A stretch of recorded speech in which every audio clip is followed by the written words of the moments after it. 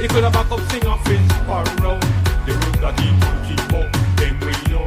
Talawala pala de umbre. Sassy brilla so summa pisabed and ginger.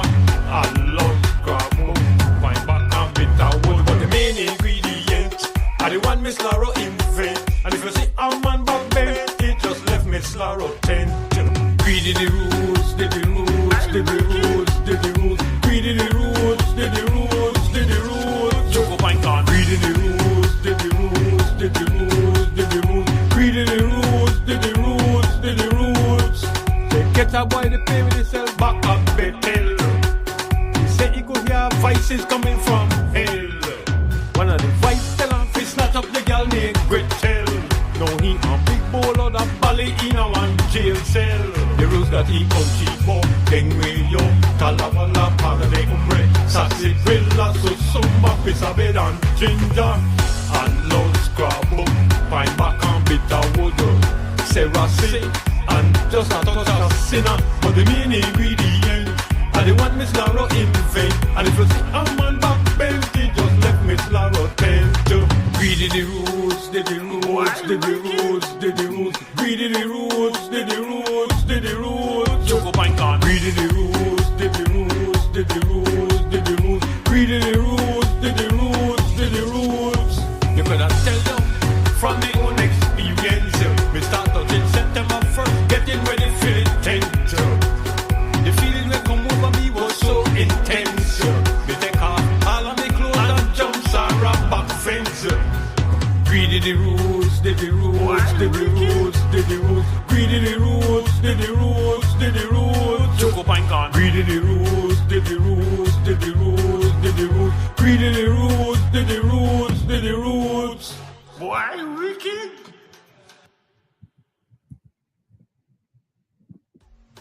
I tell Choco pine, you have to drink the roots tonically, the man drink it like water. But you don't really know the formula. Greedy the rules, did the rules, did the rules, did the rules. Greedy the rules, did the rules, did the rules. Choco pine can. Greedy the rules, did the rules, did the rules, did the rules. Greedy the rules, did the rules, did the rules. Me hear the man ball when him catch a rouse. Me hear the man scream, down in a sorrow. Never want to one in both the roots from Miss Laro. He could have back up sing off his sparrow. The rules that he can keep up. Then we know. Talawala pala de umbre. Sassy brilla so summa pisabed and ginger. I love scrabble. Fine back and bitter wood. But the main ingredient are the one Miss Laro invent. And if you see a man back bent, it just left Miss Laro tent. Greedy the rules, did the rules, did the rules, did the rules. Greedy the rules, did the rules, did the rules. Choco pine can. Greedy the rules, did the rules, did the rules, did the rules. Greedy the rules, did the rules, did the rules. They get a boy to pay with himself back up Bethel. He said he could hear voices coming from hell. One of the vice tell him he snatch up the girl named Gretel. Now he a big bowl of the bally in a one jail cell. The rules that he come cheap up. Then we yo, Talawala, para de umbre. Sassy brilla, so summa, pisabed and ginger. And love scrabble, pine back and bitter wood. Sarah say, and just a touch of sinner. But the main ingredient, and the one Miss Laro invent. And if you see a man back bent, he just left Miss Laro tent. Yes. Well, with routine, regular routine, everything to the supreme one, so I don't know what we mean. Right now, we just do wait for the chairman for routine, Mr. G. Mike, you know what I mean? So just stay tuned. We have some serious guests on tonight. We have Mr. Hector Silva will be here shortly, chatting it up, along with Miss Ariel Lightfoot, you know, from Belize Election. You can check out check out her Facebook page. And of course, we're gonna have Oscar coming on too. So just be patient. In the meantime, I'll run another 2 tunes. And we'll bring on G Mike and Mr. Oscar and Jose. Of course, Jose Koi will be here too. So just be patient with us for a minute. Make them boy come in. All right. In the meantime, make a run This time one of my boy thing. Richard Holder. You're gonna be on a guest list all the time. So this is the kind of music this man they deal with. I'm proud of this man right there.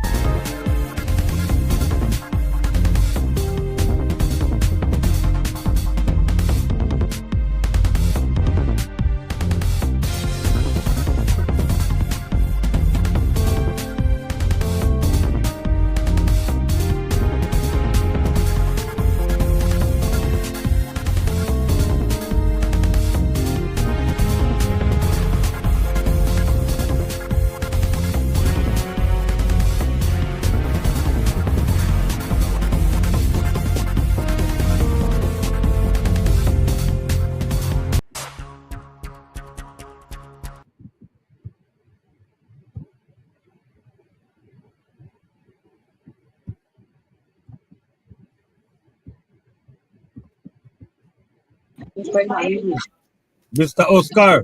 Tell me. Well gone. Mr. Hector, what's up? What's up, Victor? Everything good, man. Everything good by this side. Mr. Hector, you all right, buddy? I am cool. Wow. Ready for you all. I finally get to meet the famous Mr. Hector Silva, boy. Idia, all the time, Idia. Me don't hear nothing for you since the pandemic. Why? So now your mic, Hector. So now your mic. All I just to follow you on, like your fight, because of where because of people like you that are where become an activist. Oh man. Because it's a Hector Silva. There are people who inspire me. Glad to hear. Yeah. So everything cool on the side. We just wait on G Mike. So I'm gonna play a tune. And then All right, I want them to question. I want to hear questions about beliefs. We say you want to hear what, Oscar? What is that? Question. I want you to interrogate me about beliefs, about the most secret things of beliefs. Yes, I got time to talk about that directly with G Michael. Yes. And they were never written and they were never told. A lot of stuff is there that was never written. I want to know if this thing with Guatemala beliefs are true.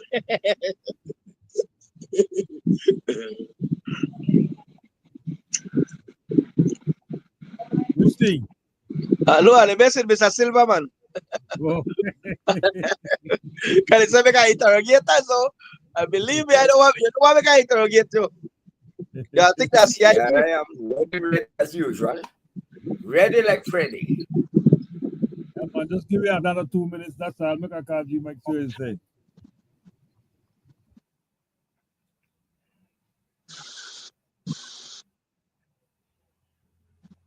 Nena. Ma. Nena.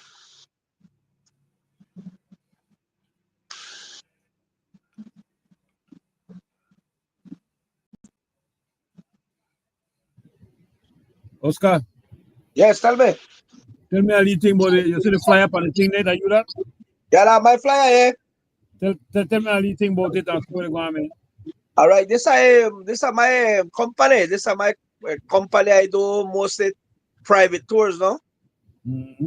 No, we also cater to foreigners. I also cater to Belizeans. Correct. Not left out the Belizeans. Yeah, we do fishing, we do snorkeling, beach barbecue, sunset cruise, zip line, cave tubing, Mayan ruins, you name it. Okay. I do a wedding, we set it up for you too. Okay. Yeah. You really want?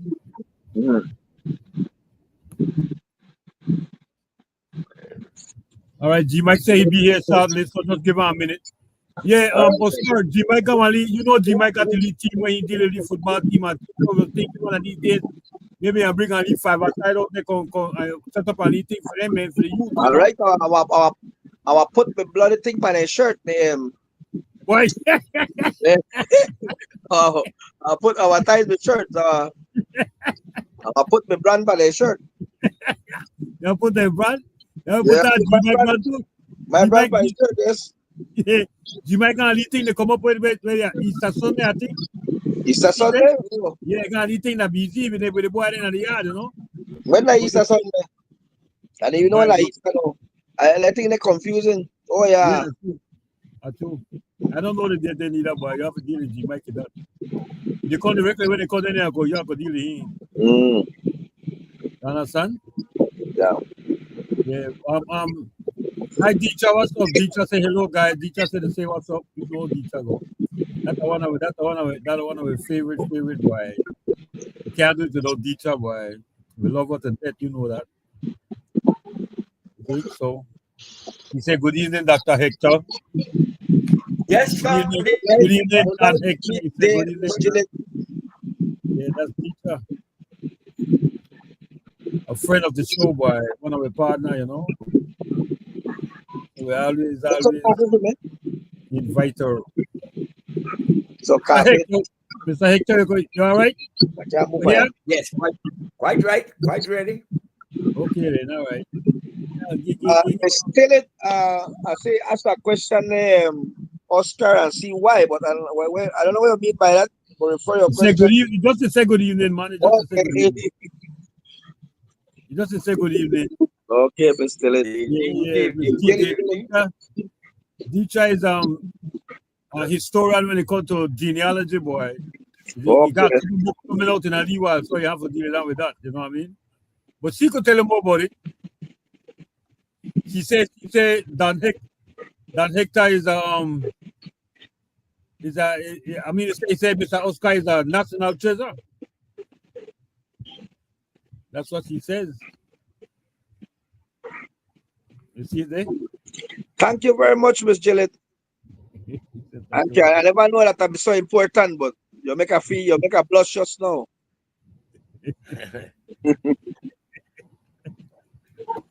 Oh my God, why stop playing? Make a blush their words make her feel Yeah, important. yeah, but you are the man, why I don't know what's the I need to run things for that side of town. I So we love have me to I chat. love me island, I love me country, boy. I hear you, man, for real, man. We love you too, man. You know what I mean? We love you. Do have every I time never to, see anything where happen and I have a question there, me no play. A yeah, man, question. that's true, man. I see the Yeah, message yeah. was sent the chief executive yesterday on the news. No one ever see it. That tell me about it. You have watched the news cause we may have a lead demonstration day before, right?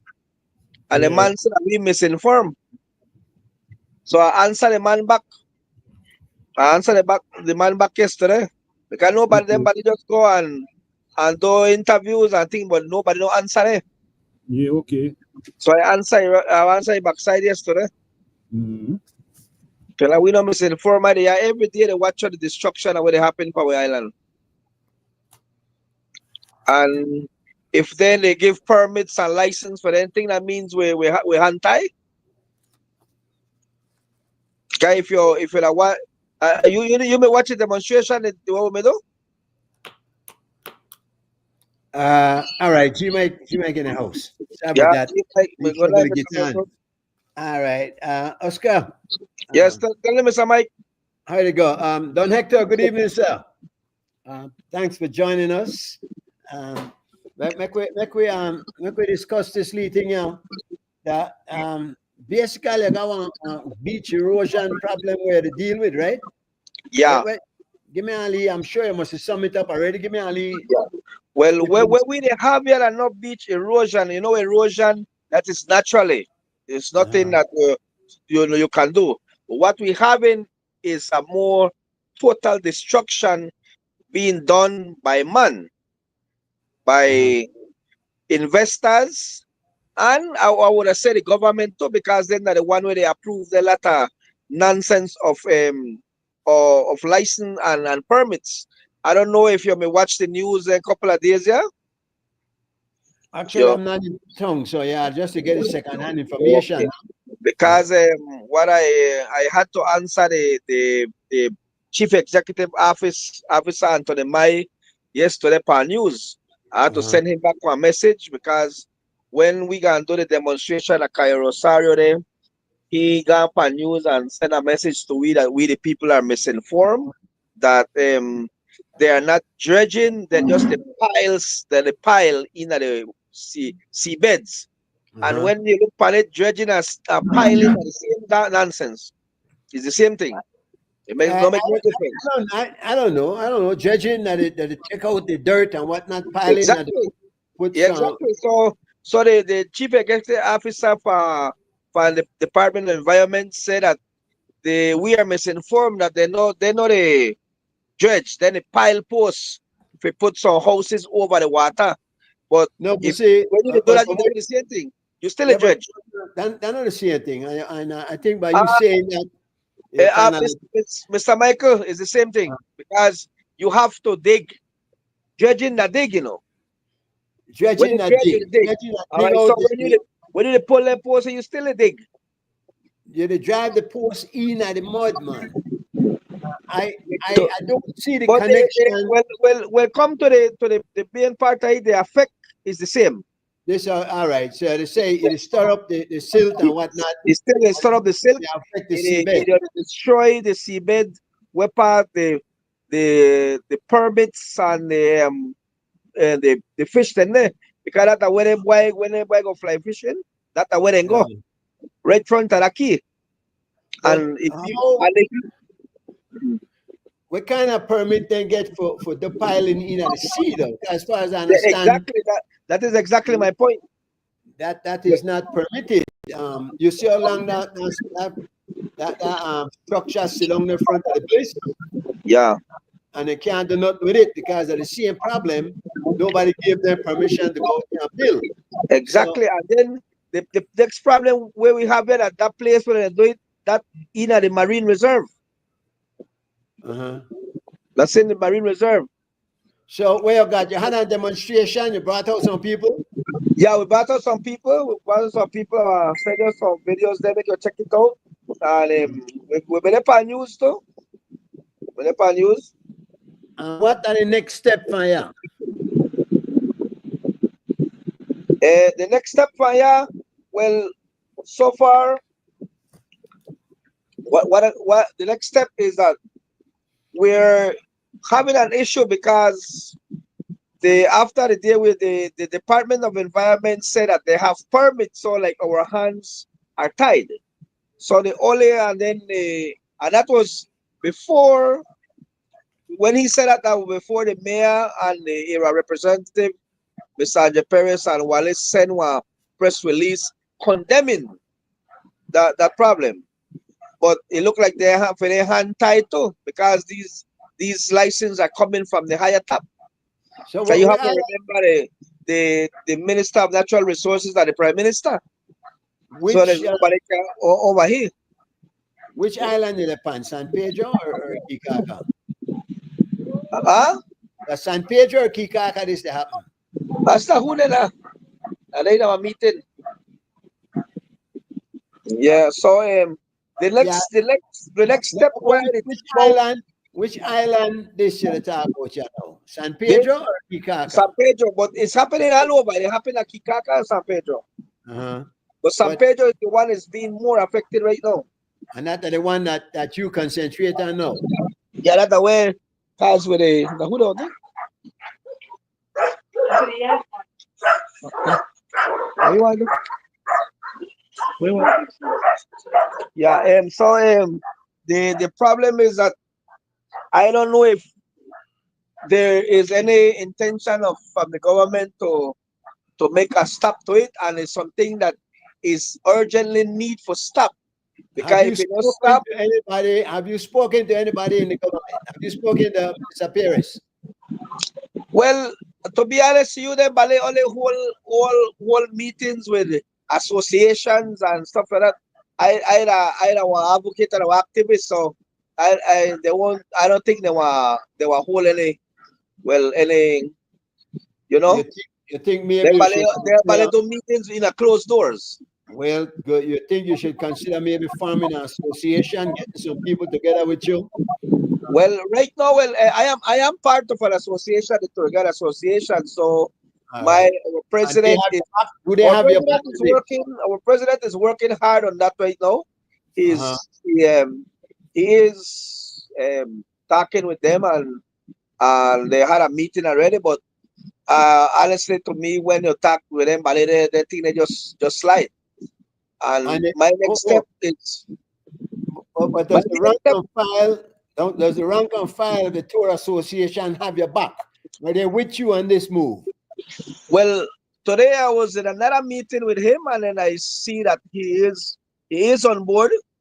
I don't know if well, I was there, so he said he's on board with us. So that's important.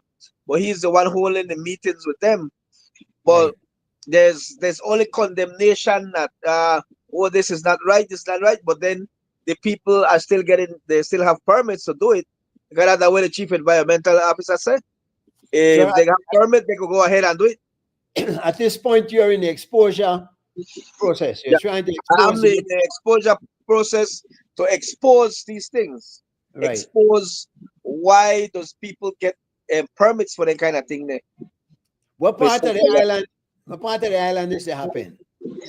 To be honest, Mr. Michael, the one that we gonna do that Cayo Rosario, but the cutting down of mangrove and filling up of lagoons is happening all over the island. On that 28-mile stretch line that we have of mangrove, it's happening all over. And one of the things is that the people of the island, have you gotten their interest in the this? people of the island are ready to demonstrate. The people of the island are ready to demonstrate. Mr. Koye. Yes, Mr. Oscar. Yes. The people of the island are ready to demonstrate. The tour guides are sick and tired. And like I said, I'm just giving a break to the association and see what is going to be the outcome of what is going to be done to stop these things. Because we have cutting down a mangrove and pulling up of lagoons that need to stop urgently. Need to stop like tomorrow. Not next week. Are you planning a demonstration anytime soon? Well, I'm giving up. Like I say, yes, I am. I am planning, but I'm gonna wait and see what is gonna be the outcome between whatever meetings going on with the Department of Environment, the ministers, and anything. Yeah. And if I don't see no way that they're doing anything, well, I will have to gather the people. I will have to put the people together.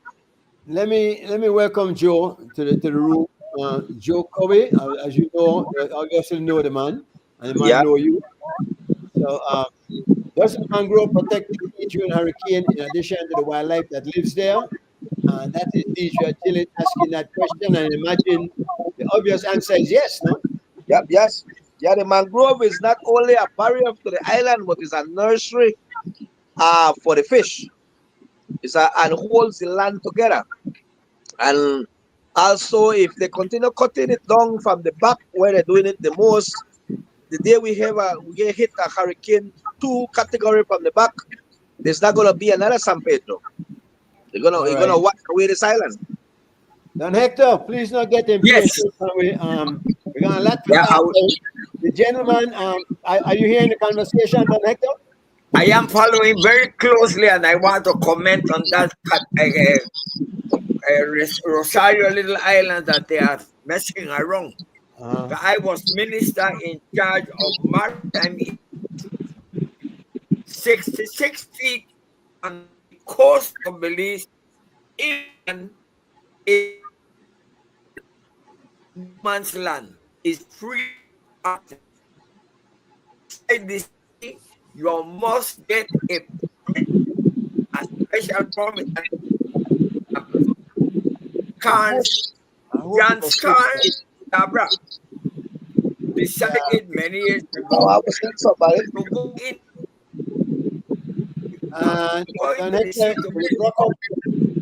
In the broke up one way, you got Hector the third there with you. Somehow I don't know if your internet, but we never hear you good. Which unfortunate. I want to talk to you tonight. Yeah. You can hear me and Hector good? You hear everybody? Hello? I'm here. If you Hello. hear us, Hear me? maybe it's your mic. What kind of mic Hello. you use? Where they on a laptop?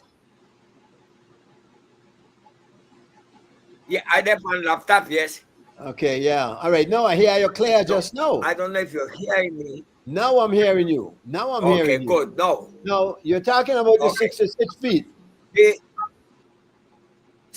6 feet from the coastline Right. is what you call a no man's land. Is what you that is allowed for innocent passage. Innocent passage is when people that are out at sea can land there and not trespass, like say this place that they have down in Placenta.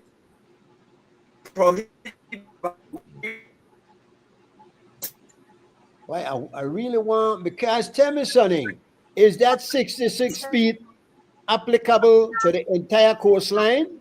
Everything that has Yes, water, right? the entire coast of the country and the islands. So how come I could drive over there, and Joko, we're familiar with this area, where that street near Bakiana where the people build a big house right on the coastline? Is there something Well, wrong with that? actually, it's wrong. People cannot build up to the coastline. We had cases in St. George's Key where a millionaire by the name of Richard Plel, built a home and fenced his yard up into the sea. He was ordered by government to remove it immediately. That was Plel. John Scan at Yabra did the same thing, and he was asked to remove because he even fell into the sea.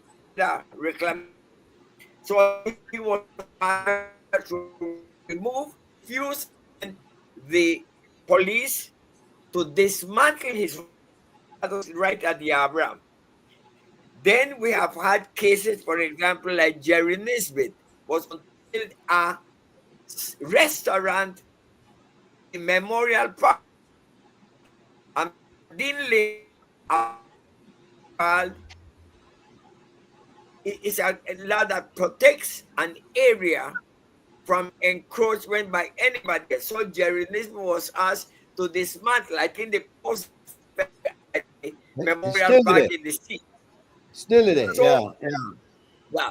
So now this whatever they're doing at Cayo Rosario, I think is illegal. They should not be allowed to dredge in the sea.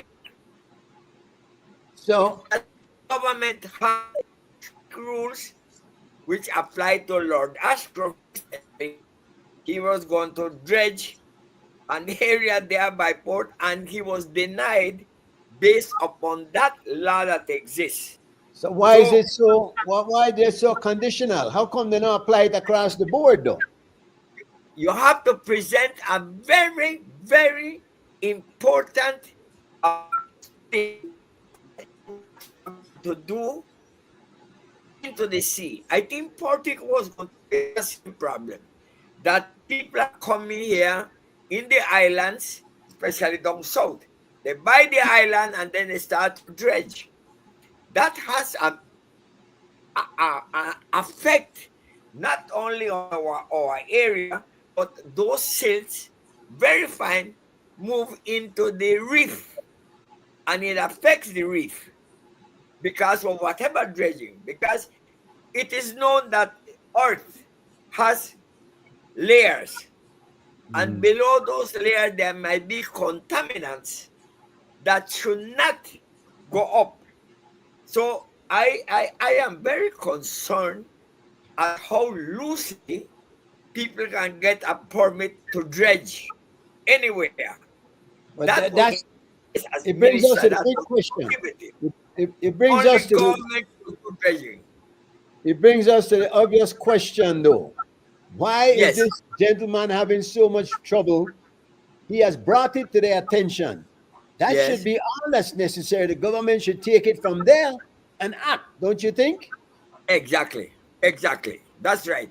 That man should have been called upon before he moved such huge equipment into that little island there. That could undermine that island. Remember that islands are a floating piece of land.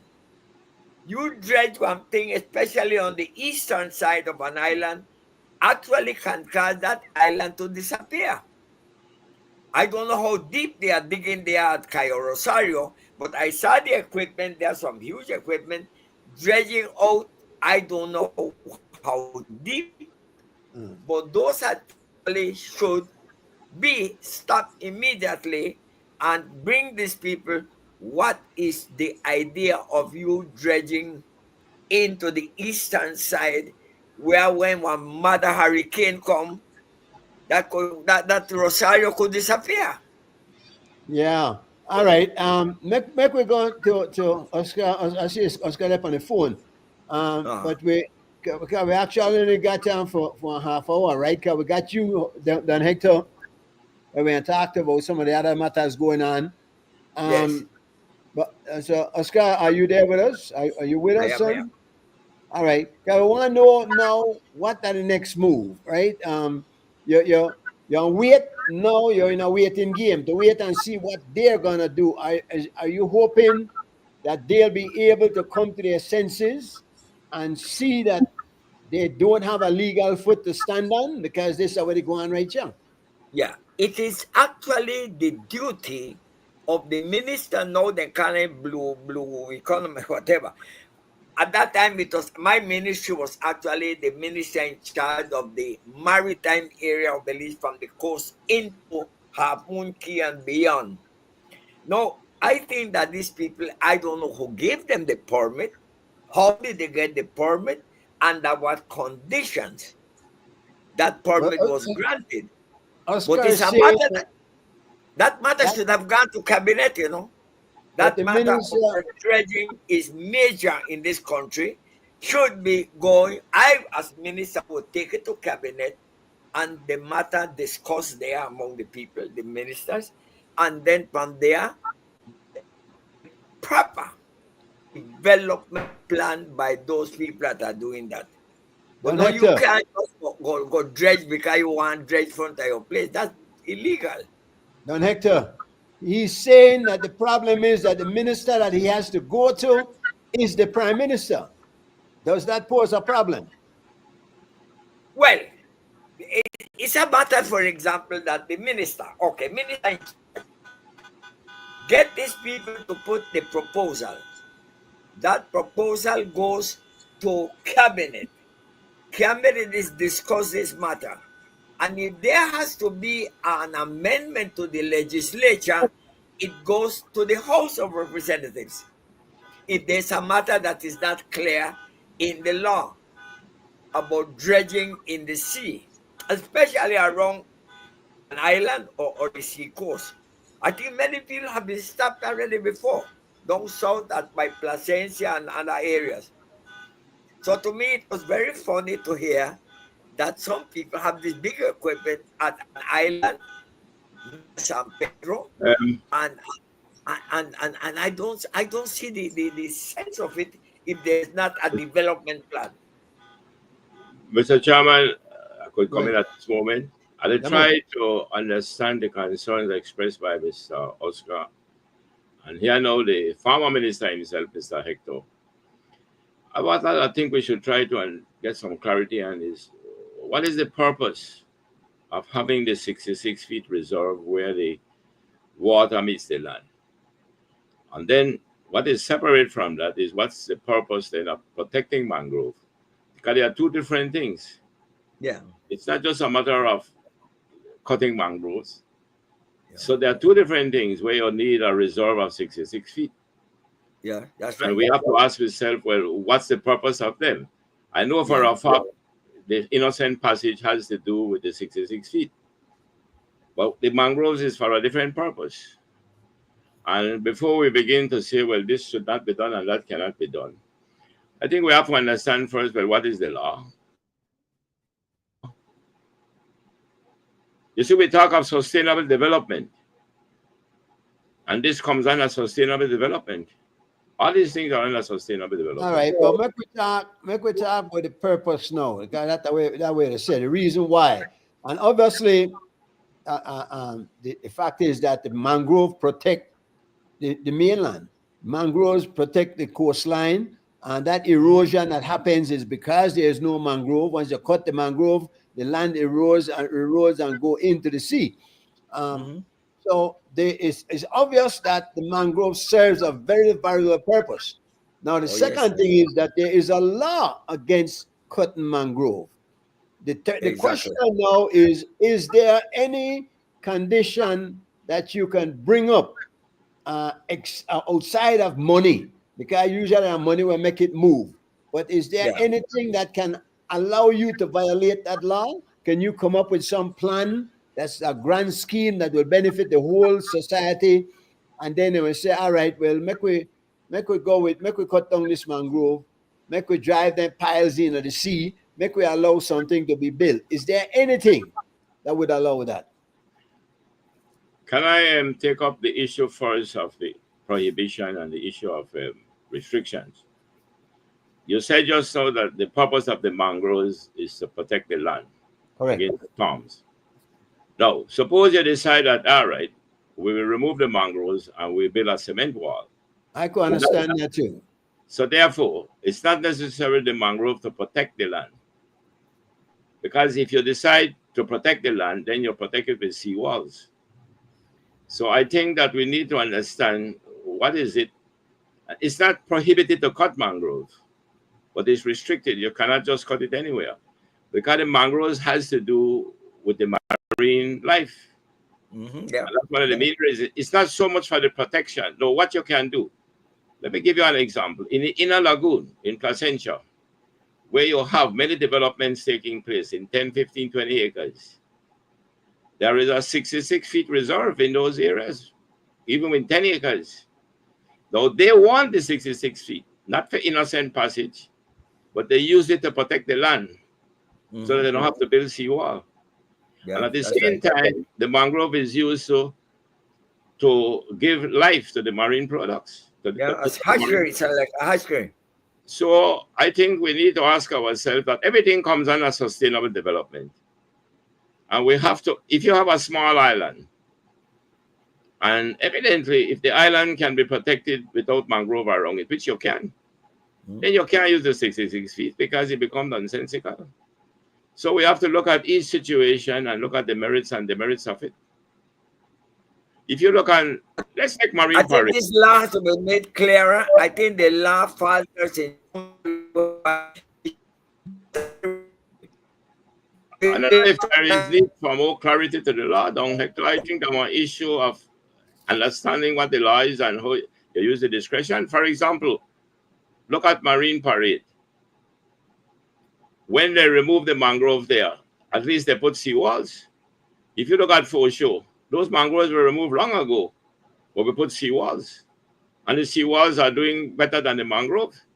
Well, listen, you got a road from the airport to Belize City that I see they put seawall and move a lot of the mangrove and the trees on this side of the road. And I think they should do it all the way to Haloba, actually. And then just finish, but put the seawall. You can't just move there and not do nothing. So I imagine what Aska is saying, that they're just moving this stuff and they're not doing anything. And the second part is the driving piles into the seabed. That is something else that we have to wonder, because that certainly affects the 66 yards or what we got, no? Well, this 66 was for the innocent passage. Yeah, that was what the 66 is for. Explain that innocent package to us. All right, what happens, and it's something universal. You find that wherever the water is meeting the land, we believe, historically, internationally, that you should have a right to be able to pass in that area. And then call it innocent passage, that you can left it free for people to walk along the sea. Anybody's supposed to go walk the beach. That's right. Yeah. In Jamaica, it had created some serious problems because the well-to-do, before Michael Manley take over, they were taking over the beaches, and the Jamaicans couldn't walk there, and they gone up in riots. So we find that in the case of, there was a case in Placentia where the people had to come down and stop it because the government itself was being indifferent. Uh-huh. So we have the case of Innocent Passage, we have the case of marine life, and we have the case of protection. Joe, what can Oscar do right now? Well, I never hear Oscar case. That's why I may want to hear it, because when I got on just now, I don't know specifically what is the case. Could you Well, repeat that for us? it can be sum it up for us in a brief thing. Hector Gore, did he lose his internet? Go ahead, Oscar. Sum it up for now. Here he comes again. Sum it up for Joe. Exactly what your gripe is, what your beef is. No, your mic mute, sir. Your mic mute. Your mic is mute. Yeah. No, Oscar, your mic is muted. Your mic is muted. We're not hearing you. Take the mute off of your mic. Your mic, you mute the mic on the keyboard. Did you mute the mic on your computer? No. There you go.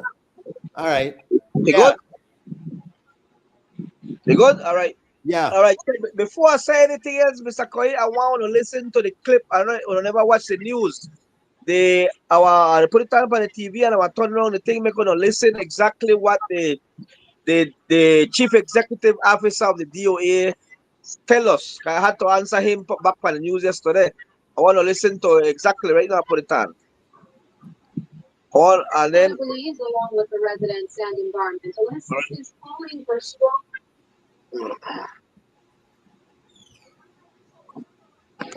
and concerned residents of San Pedro protested the Cayo Rosario project. This large-scale development is planned for one of the islands near San Pedro, right within the Ho Chan Marine Reserve, which has everyone worried. Oceana believes, along with the residents and environmentalists, is calling for stronger protection of the country's marine ecosystems, highlighting their crucial role in both the environment and the economy. In a statement on Facebook, Oceana Belize emphasized the growing threats to Belize's marine resources, which are essential for the tourism and fishing industries that many communities rely on.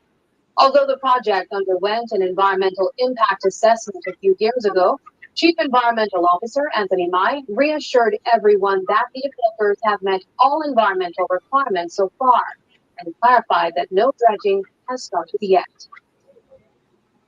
The project's done there, but the process was because people are misinformed. First and foremost, people believe that they were doing excavation or dredging, which they were not. And some of the dredging was illegal.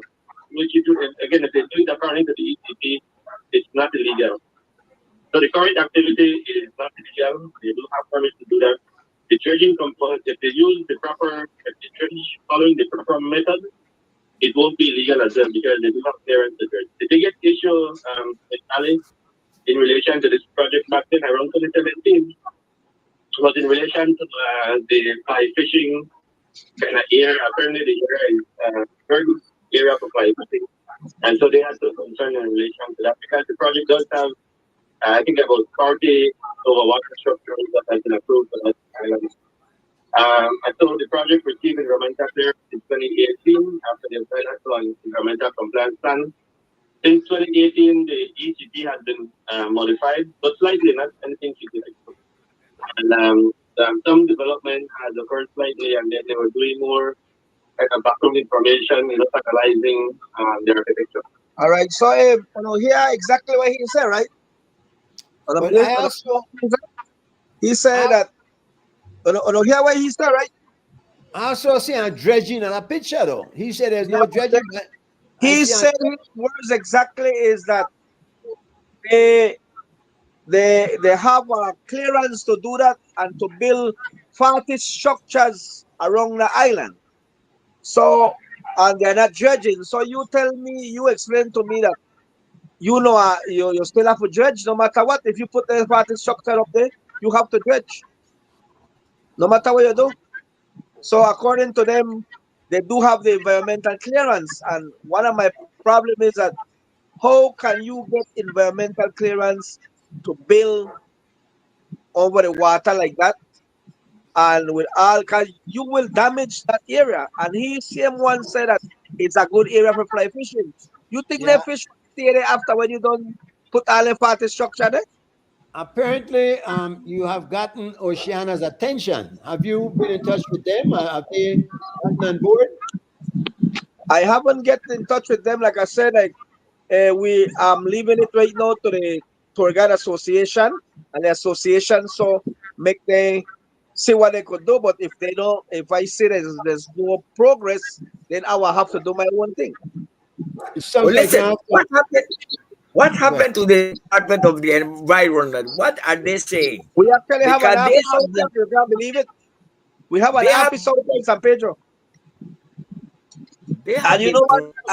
Make I give you a story. We have an office and environment in San Pedro, and the other day, because well, we know that the one of our gas station there dredge out a whole a root out a whole mangrove trees over there, and that is right in front of the environment office. Right in front of the office is located like just 5 feet, like 10 feet, like I'll say like 2 minutes from there. So I don't even know where they have an office paper. When the machine will dig out the whole mangrove, where it was there. Uh, So so you understand me? I to me then I just a waste of time. Because if you are if they are run if the government is giving the permit and the private environment is run by the government is it's I don't know how that's gonna work. It's a Mr. competition. Mr. Oscar, I can give you some insight into it. I had some experience with it myself. You have an ECP, which you call the Environmental Compliance Plan. So that's Yeah, all you may need. Right. That's all you may need determining the amount of acres you're looking to develop. If it is larger than a certain amount, you will need a study to be done, which is done by the developer. The ECP is given by the Department of the Environment. So when you say an ECP, the Environment Compliance Plan, this is where whatever is driving the government's sustainable development. For example, if this is an area that is a nursery for fishes, if it's an area that is good for tourism, you have to look at the cost-benefit analysis of the investment. One government can come and say, listen, you see this area here?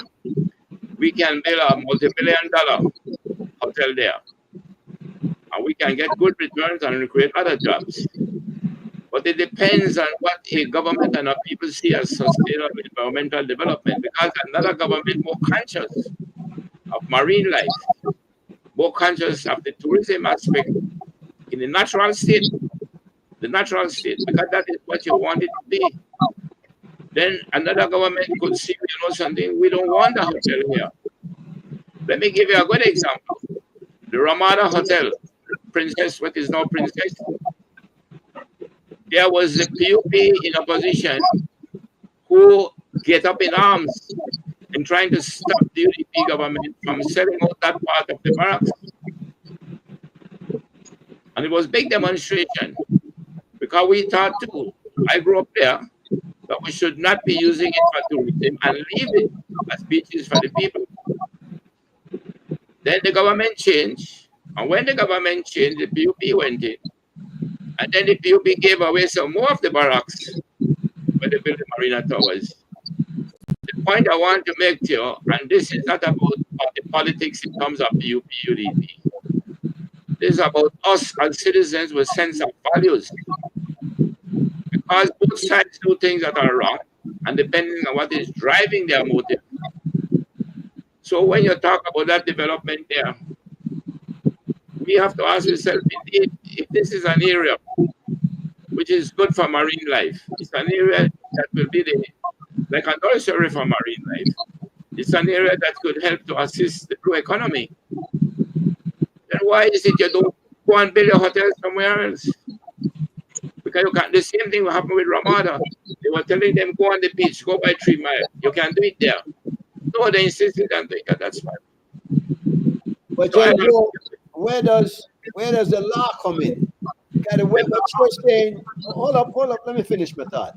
What you're saying is that government can come in and change the whole policy and the whole procedure, what is happening, based upon how they feel. But isn't there a law that remains constant regardless of which government is in power?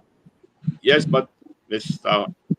Mike, there are some laws. However much you try to make them objective, there has to be at the end of the day discretion used in the context of what government considered to be sustainable development. You cannot make it so specific. So some of them will have to have discretion. I believe quite frankly that Belize is a country where we treasure with marine life, where we treasure the fishery, where we treasure the blue economy as they're calling it. Though the blue economy is not about building hotels, the blue economy is about marine life. Yes, you can build ports. Ports are a part of the blue economy. So if we are pushing the blue economy, then you can't be looking to dredges the area to build hotels because we are not driving that. We are driving a blue economy. So the gentleman may be right. It depends on the circumstance, and I'd like to hear more of the circumstance. Yeah. So what's going on here is going at a massive scale. The cutting down of the mangrove and the filling of the lagoon is not like we just do a little piece. No, it's at a massive scale.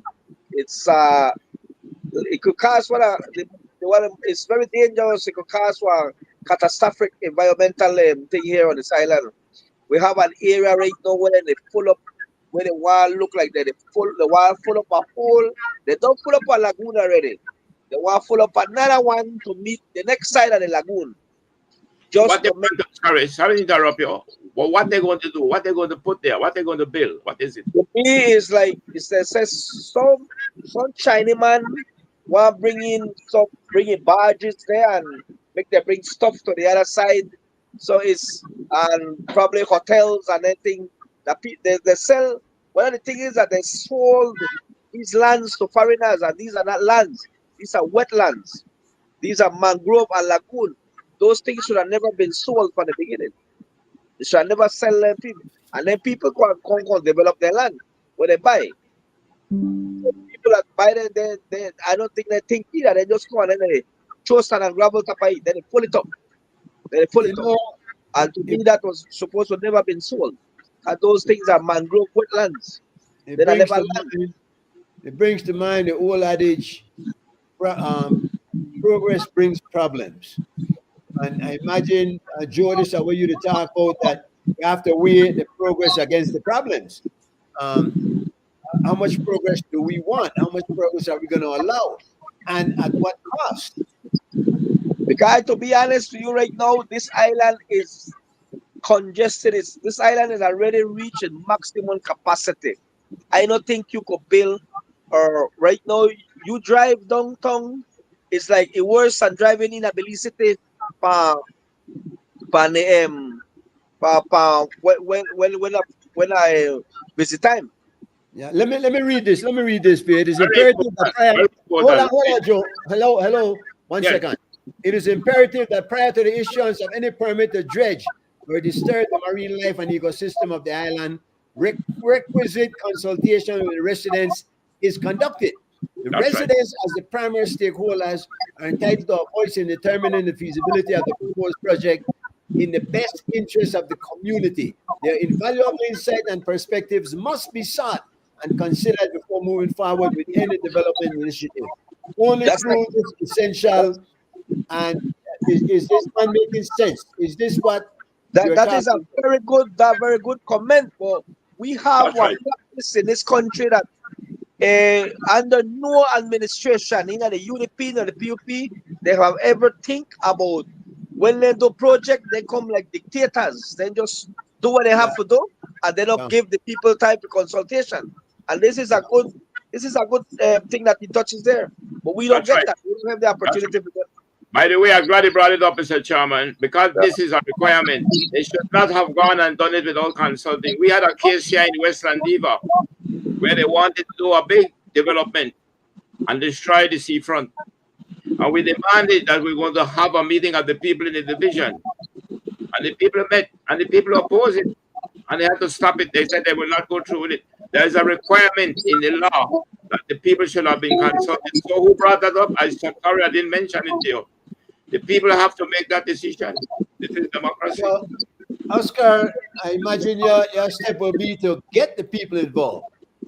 Yeah, that Create is, some flyers. that is my plan. Once to get the people involved, Yeah. because I think that's the only way we can send a message that we need it to stop. Because it will. You might think that oh, okay, man, we just attack fool, affect nothing. It will affect our environment. It will affect our reef. If they continue with that, that reef there will be dead in the next 10 years. The most I get at 10 years. Because it don't affect the reef, it don't affect the fishing, it affect all that thing there. So Can I I ask tell you a you, question, Mr. Oscar? Have you all, what is the position of the area representative? Well, the area representative so far has said a press release that he condemns it, and like that, I think. But then the day he sent the press release, the same day that when the chief executive officer went on the news and said that the people have the clearance, the what you said, the something, Mr. Koyume mentioned the word, The ECP. the ECP, the chief executive said that they have that. They have the Yeah, clearance. but the ECP, the DOE ECP cannot override the area representative and the people. But to me, it looked like you were right. No.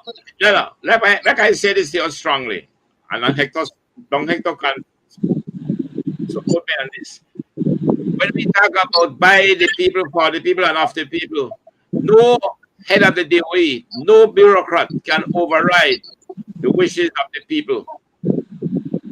You're perfectly right, Joe. You're perfectly right. If the area representative is saying no, then he must not go through. Because of the people instead of. that's in theory, though. That's But in that's theory. No, that's not theory, Mike. Practice. No, man, no. It's only theory when we are not prepared to participate and assert our rights. Then it's theory. We see it happen too often, Joe. I Mike, hear you. the point I strongly have to disagree with you. And it is only theory. It is only theory if we want it to be theory, my brother. Well, obviously, we want it to be because it's a lofty ideal, but it doesn't happen. How many times have we not seen? It's not an ideal. It's not an ideal. It's the Constitution. How many times do we not see it violated? Because you're telling me it can't be violated, and I'm telling you it has been violated. It can be violated, and maybe it is violated, but it's not the law. All right. If you violate the law, that doesn't mean if you violate the law, that's the law to violate the law. No. All right, Oscar, we got a few more minutes. What answer to Mr. Koi right now is that once, all right, let me see. We can tell you how they politician and they play this thing game here. Remember, they condemn it. The mayor condemn it. The condemn it. But then you have to watch the chief executive officer come up on the next day and put on the news that they have the clearance, that they have the proper permits. So that means that done right then. And he don't clear that. He don't clear the problem. If you look at it that way, that according to them. So to me, I think they think that this is done now. The officer that they have clearance, they have permits, so that means they could continue. And that's what I'm afraid of, that right now they probably think that it's done. So I'm just waiting. I'm giving them maybe, I would say a week the most I will give it to see what is going to be the outcome of it. But this name familiar. This guy and the CEO over there, what? Mai? Anthony Mai. Is he the brother to the guy from Orange Walk?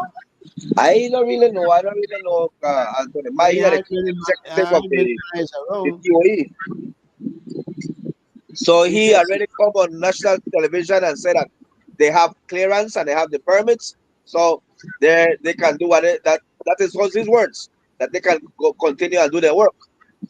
And so that means everybody else that is filling up lagoons and dredging and cutting up mangrove, they actually probably have the same thing, so they could continue. And to me, this is one of my fears, is that this is right there, like, oh, he don't give the explanation on TV. That's over. That's over with. And that's where they are wrong, because this is where I want to come in. Mr. Oscar, let me just make one more attempt and I withdraw. The environmental compliance plan, and when you are dealing with the environment, we are dealing with the science of the environment. We expect that the people who are trained in the field of the science will be able to better advise what is best for us. But at the end of the day, when it comes to environment, that can become subjective, and that depends on what the people want in the environment. I see it happening in other countries. If you believe, but you have to remember this, Belize. Yeah, not worry about whether that Belize or not. No. I don't buy this thing. No, I don't buy this thing. Remember this Belize. That is discrediting this country. I don't support that at all. This is I Belize. know. No. I live on this island, Mr. Koi, and I watch Mr. Oscar, everything that's going on. I am Believe me. 2 years old, and I have lived in this country a little longer. Let me say this before I go off. We should not be continuing saying this is Belize. We accept. To say this is Belize is like accepting wrongs, because we can accept wrongs. No, we cannot do that. Let me quickly come back to what I want to say though. When it comes to the ECPs, the Environmental Compliance Plan, if an island, let's say an island like San Pedro, is predominantly by tradition, lives their life from fishing, and another investor comes with millions of dollars, and I've seen things happen in other countries. They're not interested in the fishing. They want to build the skyscrapers. They want to build hotels. No, it is only the people can decide what is best. Do they want to continue to have a marine life as their main economy?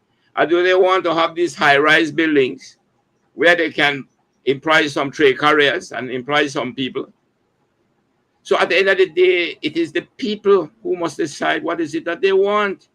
So when they elect a representative, the representative is there to represent the feelings and the thinkings of the people. So don't say this is Belize. To say that it is suggests that we're a bunch of no good people when we are not. We just have to accept that there's a constitution, and we must assert ourselves. Be a Rosa Parks, and I can leave it at that. Oscar, all right. You know what? You have to come back. You have to come back once you get this thing kicked into gear. All right, but I just want to finish answer Mr. Koi. Make a tell you something, Mr. Koi. I live on this island, and I meet people that come here and buy, and this is one of the main thing that they always say. That's why I mentioned this Belize, because you know why? Because I experienced it, and from their mouth, people that they say, you just go to the council or go to the politician, you just pay one money and you get your license. This is how the mentality is. This is how the people come to think about Belize. This is how they come here and think. And but is it true? Is it true? It is true. It is true, because if you come out here and go say the destructions where they happen for this island right now, you would sit down and say that the whole in the world, then people even acquire a permit. How even in the world this something like this was assessed and give a permit to do this. So that the way when that my anger, that the way I come in and say that somebody have to be allowing these things to happen. You understand me? Yeah, I understand you. But again, I don't want to make the point. I get your point. I get your point. If we sit back and we say, listen, I want to participate in this democracy, but I will only go into the ballot box vote and I walk away and leave it to the representative what he wants. Then that's what we will get. But if you say no, I want to participate beyond the ballot box. I want them to be able to succumb to what we are saying we want them to do. And until when we as a people participate in our democracy beyond the ballot box, they will get the kind of government we deserve.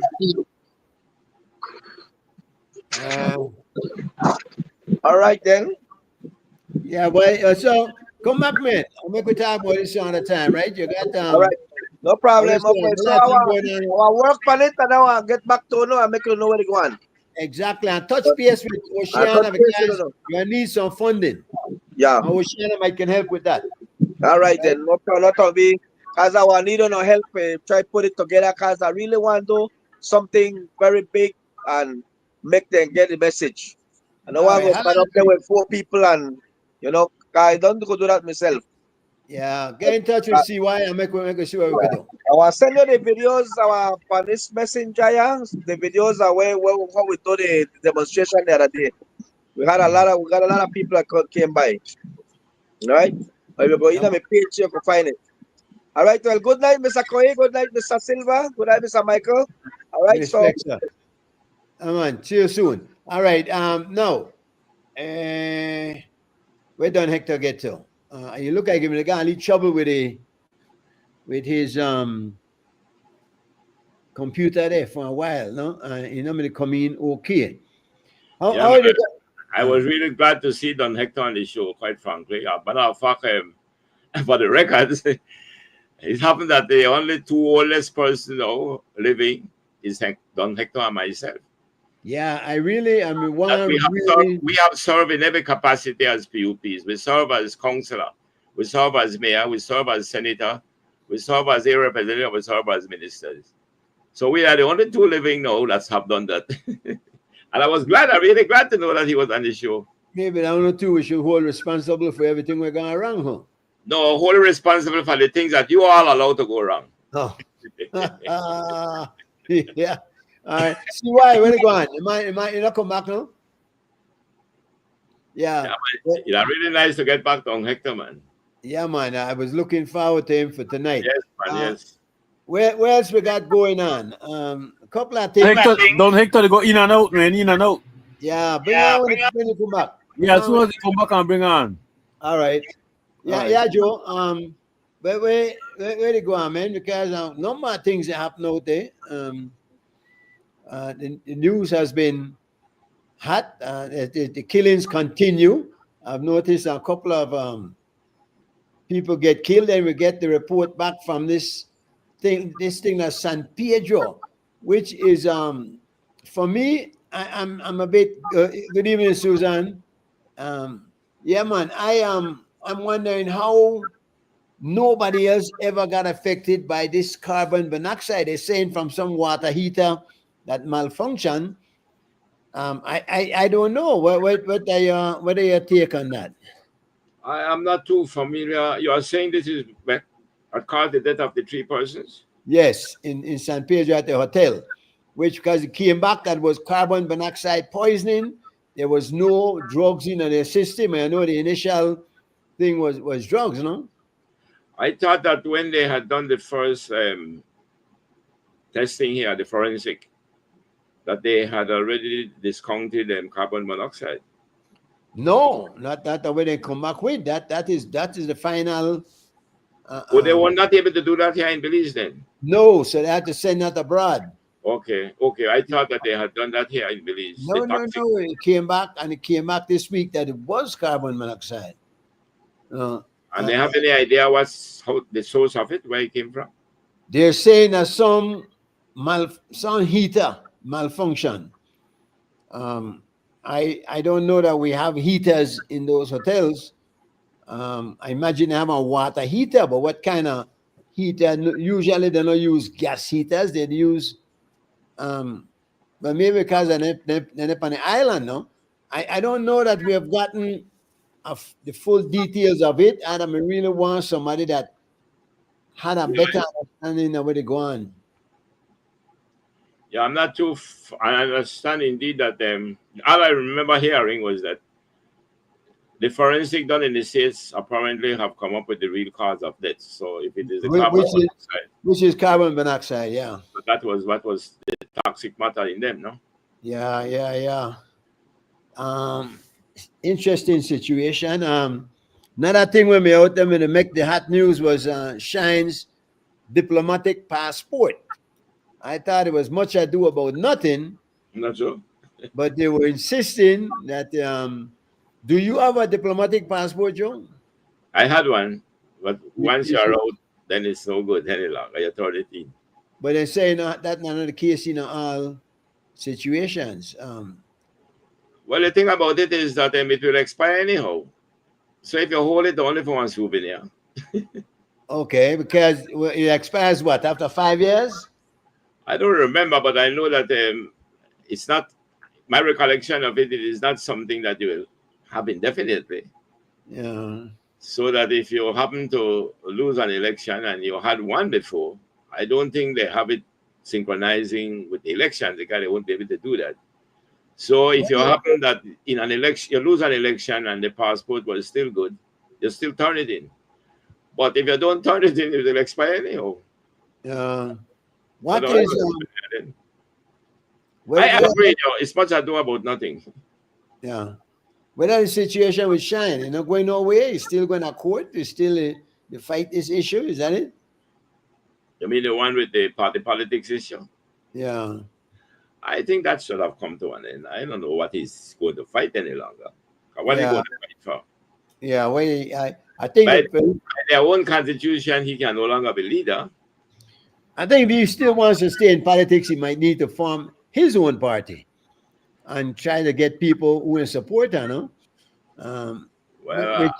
My advice to him is that if he wants to continue in politics, stay within the UDP. Because he joined the UDP believing in the philosophy and the principles of the UDP. Now, if you had a difference with the principles, then you join another party or you call your own party. But if you had a problem with the administration, then resolve the administrative difference. Because if you belong to a movement, whether a religion or politics, you must be driven by the philosophical anchor of the movement.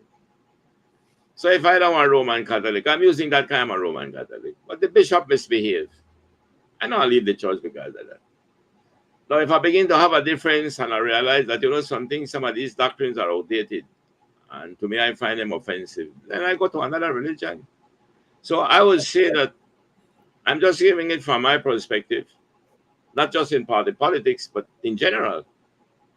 If you believe in the movement and the principle that define your movement, stay in it and maybe change some of the ways that you think cause you to bring a divisiveness within the movement. So the how about if the PUP would have bring them over? Well, suppose you find that after a second thought, but perhaps their principles might be better and their way of implementing principles might be more compatible to his way of life, then go with the PUP. And you'd encourage him in that way, there, right? You certainly would support that. I would support him if he subscribed to the principles that define the purpose of the movement. I mean, supporting the principle, not him. Yeah, I support the principles that the. Well, I would support him if he support the principles. That's what it's about. All right. If I belong to something, and I will be out there, you know, trying to win support for the movement. Now, let's look at something that happens every year. First, in the cane industry. The Prime Minister made some moves and apparently moved Mai, who the people out there decide that they want Mai to represent them now if you're the top or listen to the people, shouldn't maybe the Prime Minister be listening to them on this one? I have to admit, Jim, as a chairman, is that I have been out of touch over the last few days with the news. If you tell me now that I know he was on some committee there for the cane farmers. Right. Because he himself is a cane farmer, if I remember well. So I think he is one of the ministers, and I will put a plug here for him. I saw a lot of passion and interest in him in agriculture, no doubt. So it seems to me that he was doing a good job in agriculture. So the Prime Minister reshuffled the cabinet and moved him from there. The people are thinking that he's giving in to the wishes of the big conglomerates, the big companies. Moves him from the as Minister of Agriculture. Correct. They moved him from there, and I believe they put him in the Prime Minister's office. I'm not sure. Well, I know there were three of them that went in: Dolores, Radwell, and the fellow Martinez from Toledo West, no? So there are three of them in the Prime Minister's office, but I don't think mine is in there. All right, Don Hector, you're back. I am here back. I think I skipped from the seaside. No, the sugar, no? Yes, man. When we talk about the sugar industry, industry or what? but Joe was Yes. also telling That's us. another design. Yeah. Before we get there, Joe was telling us that you are here, that the two veterans, the two were left standing, as far as from the old PUP. Is there a difference with the old PUP and the new And the PUP? only two in the whole country that have held. That's what, sir? The only two persons in this country that has held the position of mayor, representative, senator, and minister that Jukoyam is the only two. We composed about that because Jack Price will not become a senator. So that's the point. But going back to what I am seeing a lot of travesty in the violation of our constitution and our laws of belief. I have noticed, first of all, that there is no form department that you can go to that is empowered to act as a ministry. In our days, Joe can tell you, we enjoyed more liberty as ministers to act on our own judgment. Right now, I am seeing that ministries actually are interdependent with other ministries, which is not working too well. Sugar should come under agriculture. That's a fact. It's an agricultural industry. No, at this moment, the sugar is in the most serious position ever. What has happened with that commission that was set up to study the industry as it was collapsing in the previous years? Now we have the industry in more serious position that the Ministry of Agriculture is dependent upon the Ministry of Infrastructure, roads.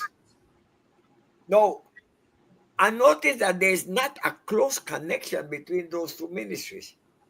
In other words, the industry is suffering from a lack of inclusion by two ministries. Roads are important, and agriculture for the grasshoppers or whatever destroyed.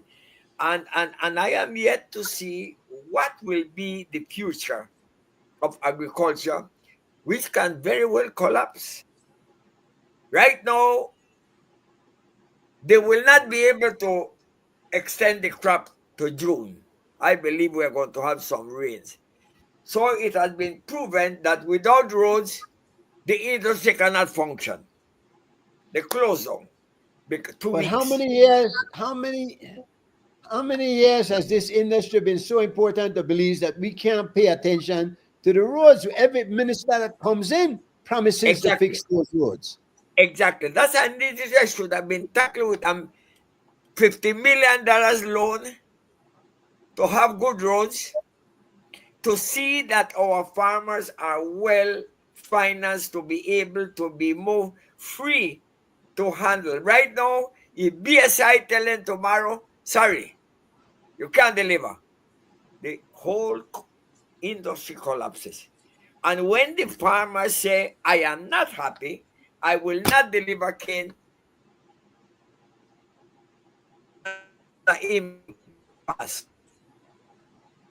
there, the famous investigate this matter to make a thorough review what is wrong with the sugar industry. Up to now, I don't know if they arrive at a recommendation. We haven't heard it. All I heard is that, presently the Ministry of Agriculture has been released from that industry, and he is one that knows the industry. Somebody else is going to handle it that does not know about sugar industry. So I am seeing. You believe the cane farmers have a point? The cane farmers are protecting themselves from abuse. For example, the free trade that they certain rights that they have.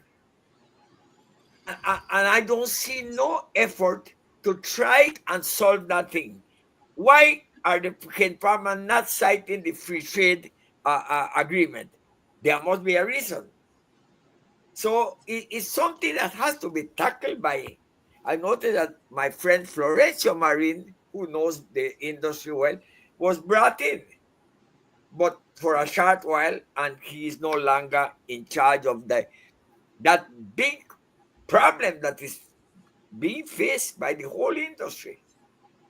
Could it be? Could it be that the company is so hard-headed like Belize State used to be that they don't want to listen to no recommendation? I don't know. And that's where government has to decide to say, we are the government, and no company should be brought, because the farmers would have owned that land long ago when they were offered that loan from Atlantic Bank of Honduras. Is the Prime Minister up to the task? Is the Prime Minister up to that task? I don't know. I have not spoken to him. Joe, perhaps more in the inner circle. I am in the outer circle or the outgoing circle. Yeah. So well, I leave it I to know Joe. Joe have lunch with him every week, so. I'm trying to understand. I'm hearing they have problems. I'm hearing they don't know how to do this, but I don't know. We could talk about what is the problem. What is really the problem? Their problem is, but let me ask the question first before we go there. Before we go there, doesn't it seem that this cane industry has problems every year? Then remember they had the bagash thing a couple of years ago, but every year it seems like they have to strike or they have to get some kind of problem. Something is not working well. What is the situation with the cane industry? Right now, it seems that they're not happy that they moved that are the primary beef. Yeah, but that shouldn't be much of an issue. When I say that, I mean that it's not that if you're happy whether they move somebody or not. Let's try bring it down to the simple matter of the economics and the finance of it. The problem has been over the years, as I've been knowing. Remember, there was a time when all these farmers were cane cutters. They were cane cutters. The PUP government, as Don Hector will be able to say, under the George Price from the beginning, did two outstanding things. Well, more than two. The first thing they moved to do, Mr. Price went to make sure that there was land that would be available and that the cane cutters would become farmers. That was one of the great achievements of the People's United Party. Cane farmers, cane cutters became cane farmers. Now, when they became cane farmers, they had an agreement that they will deliver the cane and they will become partners. They become partners in the sense that they will be paid according to the final figure that they get for the cane, which was the same principle in the cooperative movement. Now, let me finish quickly with this part of it. The agreement was they had what they call a net strip figure. So when the EI is finished and the financial statement is prepared and audited, it shows the profit. They will take that profit and they will make some adjustment to it based on the agreement they have. And then that is what is shared 60-40. What has been happening, and I used to do the audit for that statement, and there was a time I found that the company made a mistake and underpaid the farmers, and I advised the company before I intervened, you go to the farmers and tell them that you made a mistake and you got to pay them more. And I must say they did it. So we never had no problem with that. But what has been happening after that is that remember now when they turned Bagas. Bagas was a cost because it was just cost to destroy it. But then the company decided it will turn Bagas to use it for energy. That was when I can recall one of the first problems begin. Now, what do you do with the profit from Bagas? So they begin to have differences in the sharing of profit. And that to me remains the bottom line today. What else it could be? It has to be they are not agreeing with how the profit is being shared. I don't know what other contention they have right now. Is it not over the profit, Don Hector? There's something. Who has in Farmers Association to broke into 3 groups? No, that's one of an essential thing. Who caused those farmers that were all united to break into 3 groups? One that is San Esteban group, Corozal group, and the bigger one is the BFA, the Belize Farmers Association. No, this reminds me of what happened in the citrus industry. When I was there as an overseer for the company in 1955, I remember the sugar and the Citrus Growers Association was a very strong association. Suddenly, that company changed hands, and now the growers were divided, the big ones and the small ones. I attended by invitation to one of these meetings in Pomona, where there were hundreds of citrus growers. And I read a letter sent by the ministry. I forgot which ministry, Mr. I don't recall the a big man in government that applied with what government and the company were going to dissolve the association. I remember people that were there, Chanona, the old man, the Anthony, and there were others there who were perplexed. What was the opposition between the man that bought the company from Sharp and the small growers that were there? So they lent them $10 million from DFC, if I can recall well, to get organized. But it was no longer the strong association that existed in good old days when I was there, exporting up to 8 million boxes of oranges. Right now, they are not even at 1 million. What happened? Why was that abandoned, that industry? And similarly, I'm seeing the sugar shaping into that thing. That is small farmer may get out of the business. I heard that yesterday morning, I think. But then Don Hector, what I'm trying to find out, let's focus on what is the real cause of the problem. Is it about profit? Or is it about something else? Because to me, if you're in business, this is business, this is commercial activities taking place. What is it could come down to make a difference other than profit? What is it? Is it the sharing of the profit? They might divide and rule. I said divide and rule. That's what I am saying. No, that's not the answer. I am saying, what is the root cause of the difference between them? Let's take the cane farmers as they were one time one body. The reason why they split is because they were differing over issues with profit. Tell me. The next strip figure, how to share it. So what is the cause? What is the bottom line cause? Is it maybe that the farmers are too involved in the politics of the business and that they're not able representative or don't have confidence in their representatives to do that part of the work for them? Why do the farmers who are working in the field, getting their plants, all they should be concerned about is getting the crop together, get it to the market, get paid? Why are they involved in the politics of the business? But when you say the politics of the business, what do you mean by that? I mean, the whole, even the profit, making sure you get the proper profit, making sure they're able representative in government, making sure that the people who are there are looking out for their best interests. They should have they should have a confidence in people who do that for them. Susan believes that ownership is a big issue. Ownership of what? Why is it an issue? Ask her to tell us why. Ownership of what? The company, the whole industry. Exactly. Ownership of what? Why ownership is a big issue? Because they have ownership of their own farms. That's I'm saying that's what ownership should be. Not the issue. Ownership is not the issue. It's profit. What else can you? If me and you are in business, evidently if I begin to feel like we're not sharing the profit as we agreed, that will create problems. But I'm not saying that can be the only problem, but I want to know from those who know what is really the gripe about. What is the real? All I know all of these years, it was over profit. That's all I knew it was. I think though it's too important an industry to not pay more attention to, and we keep brushing it under the rug. And every year something else comes up, something else comes up. There must be one underlying problem that is not being looked at and addressed. Let me begin to come back then to tell you why I believe it is profit.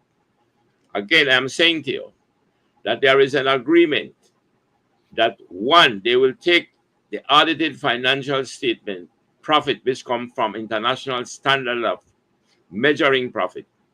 And then they had an agreement that they will adjust that to bring it to what they call a net strip figure. In other words, there were certain expenses depending on the local transport and ocean freight. And there are certain things that they will add back. There are certain things that they will deduct. They're moving now from international standards of profit. And then they get what they call a net strip figure. When they get the net strip figure, then that was to be shared, if I remember well, 60-40. Right. Now, when they begin to use the bagasse to generate energy, that came as a problem because the company is saying that they invested the money into building the factory to use bagasse for energy. And the owners of Tate and I are saying that the bagasse was not a byproduct before. The bagasse was a waste that was a part of the expense. But now when they invested in the technology and the factory to create energy, the farmers are saying the profit from that now, because they believe that they still own the bagasse. And that became a problem, how they're going to share profit. So it was profit again. Who used to dispose of the bagasse? The bagasse had to be disposed of by the company, but a cost. Remember, if you have a cost to dispose of it, it's a cost that reduces profit. Right. So effectively, the farmers were paying for the cost because they are sharing profit. I see. So everybody was paying for that. And now, but the company did invest in a factory or whatever it was, or some kind of mechanism to turn it from the bagasse farm to energy. Obviously there was some cost to that. Did they work that out? I mean, or did the farmers just say, "Well, we want profit start to flow here now"? And I'm almost certain that they come to some agreement in the end. Now, I wish somebody was on this show who knows more than every one of us. You know why? I put the question one time. You see, it happened the same thing it was in the cooperative industry, with the marine, with the fishing. Mm-hmm. What happened? You get a payment up front. And then when the thing finishes, you will get the second payment. So I said to them, why don't you do something? Let me sell my cane to you and pay me up front. And it's finished, done. But Joe, Uh-huh. I don't think that is the problem right now, That's why I need to know whether the problem. All that I've heard is that they're not happy that the Prime Minister moved Mai. It's simply that they feel like they're not getting proper representation with him putting somebody there who, according to Dan Hector, does not really know what is going on in the industry. Somebody green. So he have to get in there and find a way through. And they don't think that they're going to be represented well. What is your take on that? My take on it is simple this. The person you are referring to is an elected representative of the people, not an elected representative of the cane farmers, of the people. Now, that representative becomes a minister. So he does not represent them as the representative upon the sugar industry issues. It's because he was a minister for agriculture, which inherently would have made him a representative, because if it's an industrial entity, or agricultural entity. So to me, if the Prime Minister in his wisdom choose to reshuffle our cabinet, in fact, he's not in a reshuffle, because remember, the cabinet came to an end at that night, You get rid of the parliament first. The cabinet remains as a lame duck. And then you form a new cabinet. When the prime minister is sworn in, he appoints a new cabinet. He appoints another person. I'm just saying if it is that. And he said, okay, I want another person to be minister. That's his prerogative. No. But shouldn't that prerogative be based upon some common sense? Of course he has to. But can you prove to the prime minister that if I do not want, I prefer being up to be the minister of agriculture? And why you believe that B will not be able to represent you as good as A was? That is I wouldn't be able to answer that, but I think that I think we can all answer it. If you say that I needed a lawyer to represent me because it's on legal matters, but now you have the say as to who you want to put, and you put one mechanic, I want to object to it. I don't want no mechanic, they represent me where I need a lawyer. So I could object to that. So I didn't need to find out when we are discussing these things until when we know what is the problem. We will not be able to discuss it in a very intelligent way. I am saying ever since the problem in that industry was about profit. You go to the marine industry where you have the cooperative departments, the cooperatives, right? They were doing the same thing. They had their first payment, then they get their final payment after they know what is their profit. They too are beginning to have problems, although they were the owners of the co-op. But what they begin to do, the people who were on the boards were borrowing money without the members know, and put the co-ops them in problems. So these are human problems that are facing us. In the case of the sugar industry, it was between the owners of the industry and the farmers who, under the agreement, sells their cane, but not on, their canes are not sold outright. Their canes are sold and the payment is conditional. Just like the same thing with the marine product. So when they sell the cane to you, the cane, remember the argument was when the cane was delivered, did ownership change then? The truth about it, you cannot change ownership until when you pay me off. If I give you a consignment of goods, and I say pay me 50% and when I deliver the goods, when you sell the goods, you pay me the balance. You do not own the goods because you have not paid me fully for it.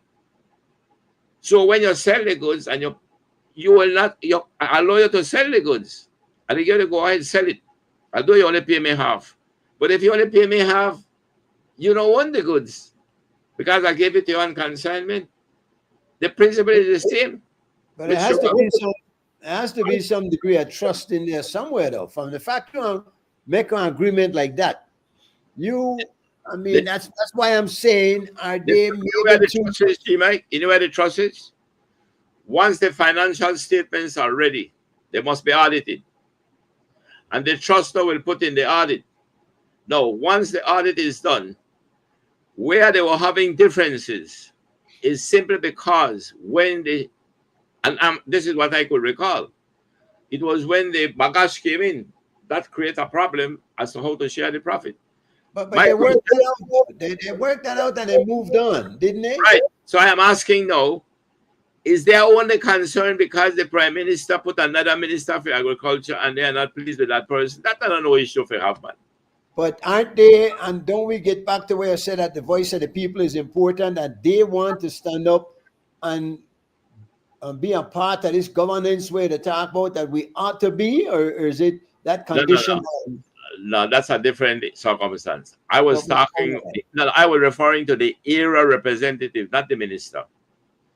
You can have a minister that was not even elected. So it's not about... Wouldn't he also be answerable to the people who he is representing? Because the minister they have ministers of certain portfolios, right? And one would be agriculture. So if the people in the agricultural industry are saying, this is the fellow that I think best represents our interests, wouldn't it make sense for the prime minister to look at that and say, maybe by that small thing, somebody have to do it? I mean... Yeah, but that's not the way the Constitution works. The people elect the era representatives. The executive arm of the government was not elected by the people directly.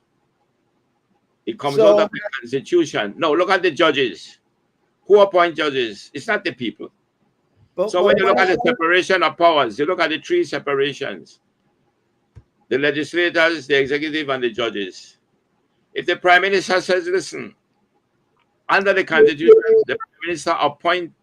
So to me, I try to find out what is the problem. The problem I'll try and ask you a couple of questions and carry me down another area there. All right, ask me again. What if the area representative stands up with the Fijian farmers? Because there's a representative for, but unfortunately, John Messina one of them, no? For over there. Bernard, who else is up there? Where the guy name? Next guy up there.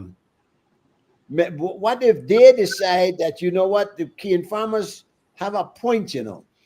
This man knows more about this industry and they are more comfortable with him heading that ministry and looking out for their interests, because that's what he's there to do, I would imagine, correct? Yes, but Mr. G. Mike, I'm saying nothing wrong if the people who elected the area representative and they are saying, listen, we want this area representative to be the minister.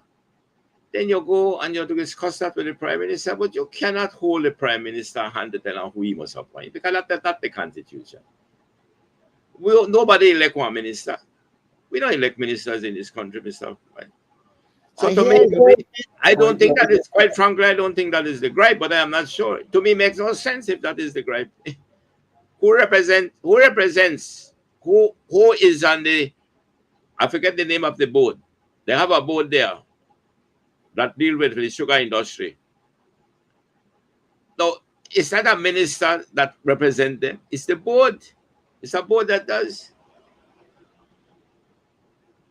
I listen. At the end of the day, to me, it seems like that every year it's done one thing than the other. And you're saying you think that the overall problem, the profits. But it seems to me they have worked that out. I mean, certainly with the bagage thing, we don't hear no more about that. They had come up with a plan. They agreed upon something. But again, and this is why I say maybe they're too involved, the farmers themselves, as opposed to concentrating on growing their crops and getting them. What they should be worried about is the roads, indeed, as Don Hutter was suggesting. Make sure those roads are fixed and ready for the opening of the season. And at the end of the day, have their representatives that will ensure that if 60 to 40 or whatever it is stuck to, that they're not taken advantage of if there's any fluctuation. Yeah, but Mr. Chairman, it's not the area representative that represent the farmers have an association that represent them. The association represents Ortega, you have three associations. There was one, and then it's split into three. Ortega represents the big one. He is the head of that association. That they represent the farmers, not no ministerial representative. But they're the ones that are representing the case for the farmers. Who? Ortega and his crew. Yeah, the association. Yes. The association has a board like they appoint that then they represent the farmers. Ortega they have that. But they must work through the minister, correct? Not necessarily. They work through they have a board. They had a group there where the government appoint, and that is the group now that is, and the government is there then more to represent both sides. They represent the producers. It seems that again our recurring issue. Too many things every year. Before the key industry, I hear some problems. Sometimes in the strike, sometimes the key industry now they come now and open the factory. And ASR is still in charge over there, right? Yeah. But we haven't heard much about Santander. Is they doing their thing on the other side without any kind of problems? Somehow, I'm not sure, but I think Santander have a different arrangement with the farmers. The sellers at remember Santander has a large tract of land themselves. Yeah. So then they do their one farming. Yeah, but I don't think I'm not sure, but somebody tell me that even I don't know if they get sugar the cane from up north. I don't think so. I think they have a large tract of land in that area the other day. I know there's a They lot are of producing. when you drive along the Western Highway, if you get to like mile 30 something there, all the way up that are miles and miles when they left the bush in the front. But behind it, you see a couple of years ago, you could look in and you see acres and acres of cane. So I remember when they were first planting it out, but now it seems that it's producing well, no? I was trying to.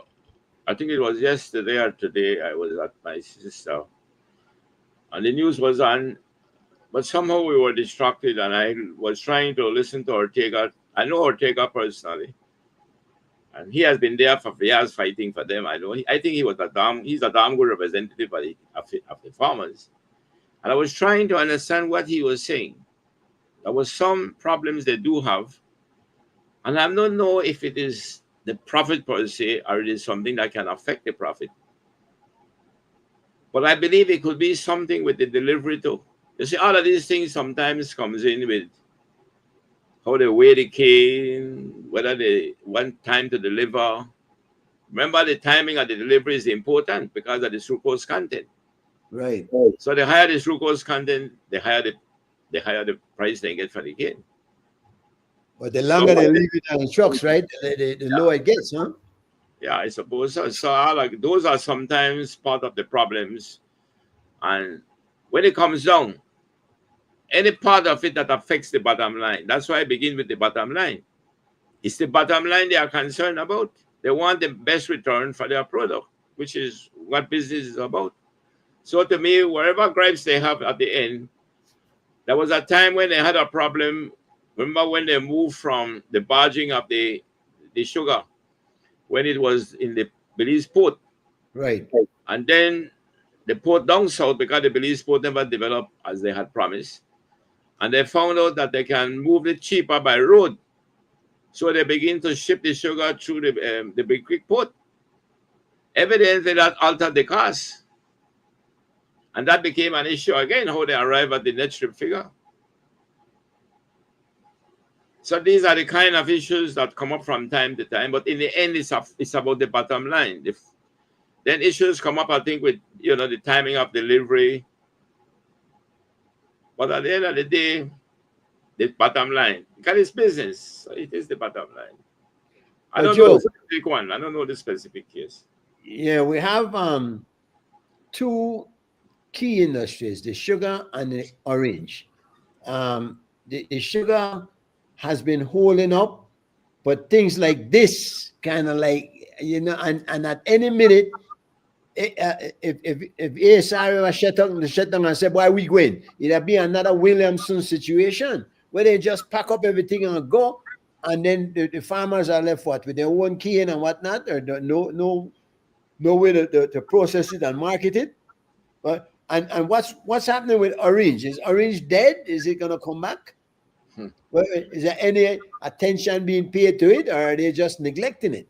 Because I know with the greening, it affected it terribly. A lot of the farmers got hurt. It did. But have they recovered from that? I see.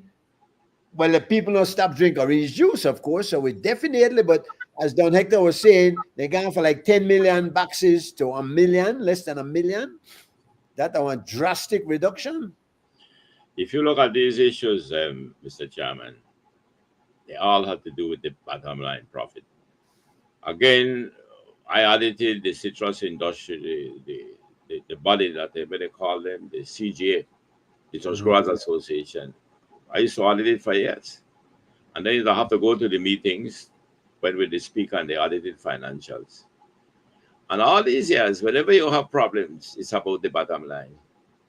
And there was a time it became so serious because what happened, you had the big farmers, the big citrus farmers, and we know who they are. There are only about 5 or 6 of them, and they are very large. And then you have 100 of these small ones. I try to say to some of the same smaller farmers, middle farmers, and they look at the economies of scale. And And I said to them, my brother, the time has passed. You cannot continue to be having these hundreds of small farmers. It just doesn't make good for the economies of scale to cut costs. You have to begin to think of how you're going to bring them under maybe a cooperative type movement. Because the economies of scale, you can benefit from and you'll cut costs. But somehow to me, they weren't prepared to move on. And the timing is so right now for me to say this to you now. The gentleman that was buried last week, Pat Carcho, you heard about him? Yeah, Pat Carcho. I knew him. Yeah. I knew him personally when he was with government. I had just started government, and he was one of a top economists, and he was head of the planning unit. I was involved. Pat Carcho did one of the first studies for the sugar industry in this country that I know. He did a damn good study, and he began with the cultivation. He gone to the harvesting, and he gone to the delivery. And I will just speak on one of them, the delivery. Pat Carcho had told them from then, stop be using these Bedford truck to deliver your thing on. Get your tractor and get your cart behind it, and it will be cheaper. And it was a fact, it was. You know why the farmers did not go for that proposal? One, we were under what you call the Lome Convention, where Belize was benefiting through the ACP countries, where sugar was guaranteed a price. Guaranteed. So they will make profit. What they do, they want to buy the Bedford truck, Castillo sell them. The government gave them 50% rebate on the duty. But what they do with the trucks, apart from running them for cane, they use them to go over to Chodomal, and they use that like how one that use them car, them fancy car.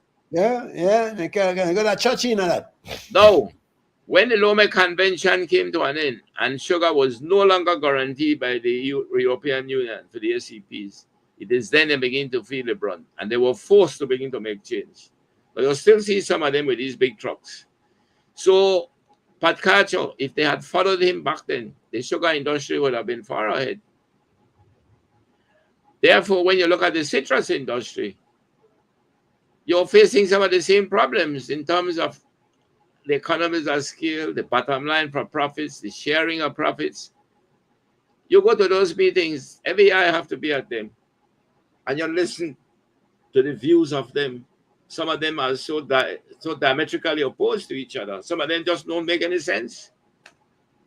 Sentimental values is okay to have emotions when you're dealing with love affairs. But when you're doing business, you can't have a sentimental attachment to something which is not bringing you a better bottom line. That is true across the board. Right. Yeah. That is true in many situations other than sugar and orange. I tell you the truth. And when you get emotionally attached, I see people. I'll give an example. This guy makes some kites in the neighborhood. But you get attached to the kites. You like the kite. You don't want to sell this one. You don't want to sell this one. I said, man, you just sell every kite you make because that's the way they do it. They make business. Somebody call another one now for sale. I mean, it's crazy. So, I mean, that's the same thing in every industry. And I didn't know it was so prevalent in them big industries like orange and cane. It makes no sense, no? Well, let me give you the third one. Let's look at the marine industry, the fishery industry. And again, I must give credit to Mr. Price and the PUP. You had a boat used to come here, Lucy. Big boat, big storage. They buy up with lobster. By the crocus bag, they used to sell them cheap. Take them, make big money off of them. Mr. Price decided, just like what they did with the cane farmers. Mr. Price, I must say him under the PUP, was what transformed the sugar industry where cane cutters became cane farmers. And you know what they did in the fishing industry? They passed laws under the PUP, and they set up the cooperative laws that foreigners could no longer come and fish and buy. They had to do it through the co-ops. Then the people were making money. The fishermen were making money. But what happened? Caribbean went down.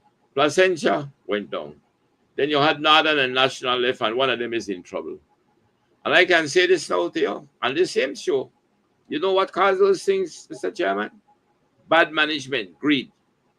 Greed at the bottom of it all. There were cases, and I won't call the name of any other co-ops, where the board itself was lending money to board members without the members who were working so hard. They were not paying back the money. And when the time comes for second payment, they had almost little to get. So here are these fishermen working day and night hard out there in the sea. And then the members who want to get on the boats were benefiting. And that is how some of those co-ops, they begin to go down. But, the only way I could stop that if one or two people go to jail. And we don't see that happening. I mean, if the bigger you get, the less likely you can see any kind of jail. One of them was about to go to jail. In the case of, I want to tell you, this one is not Placenta. He was in fact the CEO. And he was in fact pilfering. And when he was caught, evidently he was going to jail. But what happened? They came to his rescue and they agreed that they would pay off the co-op, the losses. So there was the cases. I saw the case and I want to use it, Caribbean. They were wondering how come you could buy a gallon of oil, let's call it gasoline. And I'll use any figure. How come you buy the gasoline for $9? You're supposed to sell it for $10, but you're not going to no gross profit. So we're trying to wonder about what is happening. You know what we found out? When the tanker, the barge bring the fuel, he was colluding with the CEO and was siphoning off the fuel from the point of where they were delivering. So to me, when they thought they had so many gallons in there, they never had that. So you were wondering how you got a loss. Like you buy a pint of beer for $1, sell it for $2, and you'll still have a loss. Yeah. So again, greed. Yeah. So when you look through some of these things, it's unfortunate that these were hardworking people, and no doubt. I mean, those industries. I must give credit to the movement that was taking place in this country for farmers, for fishermen, and there was not a loosening up of citrus again. I mean, there was a time. I think if you remember if I remember it well, sugar was really in the south. Cane was being produced in Toledo, and that's where we used to make some of the best rum for this country. And then it shifted to the north, so the north became the sugar belt. And then, if I remember well, Orange was in the north, and then Orange went to the south, citrus, and so Stone Creek became the citrus belt. So they changed places. Yeah. Interesting. And speaking of pilfering, I see, as when they run out of time, I see that one guy from Sports Council where they garnish a house and everything because he thief $1 million from Sports Council. Do they have that kind of money to steal? I mean, and we're in the position we're in where you're going to team that takes 7-0 consistently. How are we going to fix the sports industry? Because are we going to keep spending money to send their kids out there for getting embarrassed? Isn't it time we create a farm system, a school system? Yeah, but that case, Mike, evidently was an oversight of internal controls. They ignored the internal controls, which is what happens when you see these are not money or thief in one amount. It's a cumulative amount. It accumulates over the period. And it means that money, Joe. That means that because there was no internal controls. If you look through government today, it's not today they have been advocating to have internal auditors in ministries. Then when you have the internal auditors where they oversee daily. At the end of the year, you will get the external auditor, which the audit department to audit. So if you had those internal auditors and they are doing the proper internal controls, those things would not happen. But when they get to the big auditor, doesn't he recognize something wrong there and blow the whistle? Because you said over a period of time, must have been over more than a year. Yeah, but remember what is happening is that the national accounts are behind in 7 years. And when the Auditor General decided to do some special audits, they found a lot of fraud being committed in different ministries, although they couldn't audit the national accounts, which is still behind. And the importance of an audit is of almost no use when it's late because they are already gone. The money has gone. Now, if you or audit as the law requires for the national accounts, which by the end of June thereabout, you should have it ready. So at least whatever you found wrong, you can correct them. But if it's 7 years after you're going to find it, it's too late.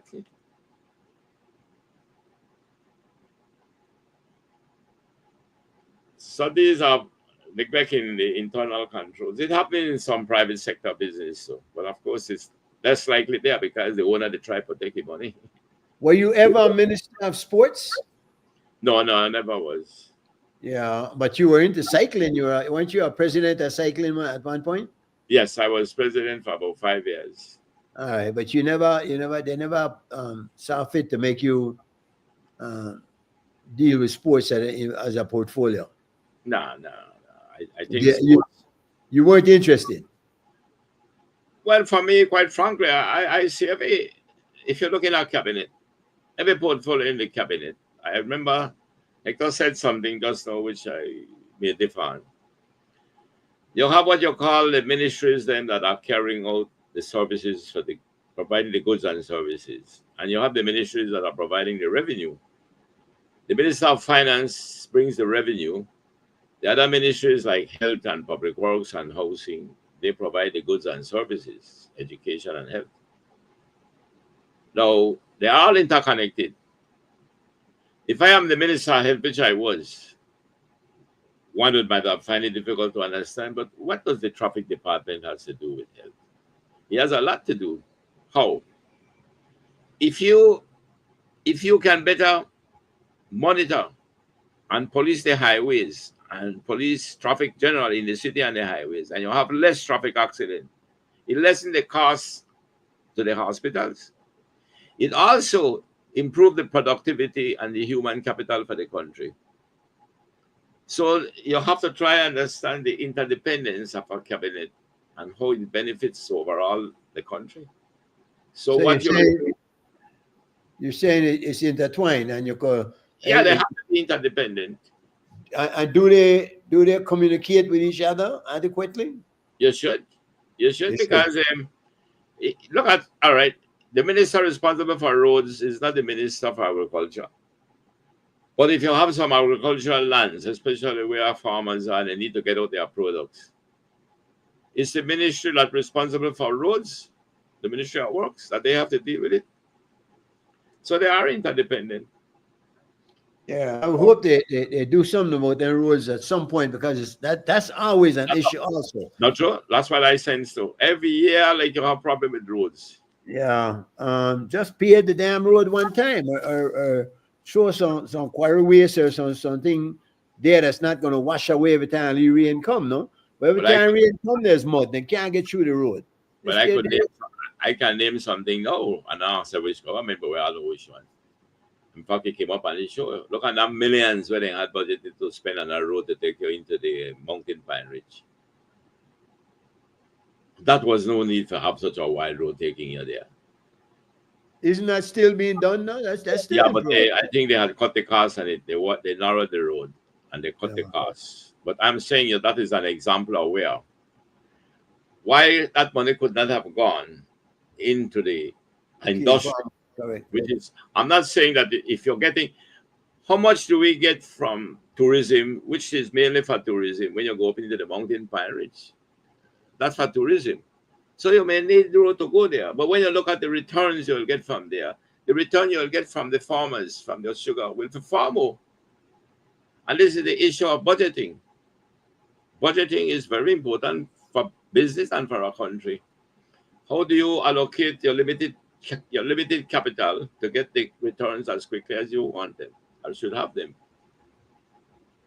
So that perennial problem, or whatever you call it, every time you're hearing about problem in getting out their product because of the roads.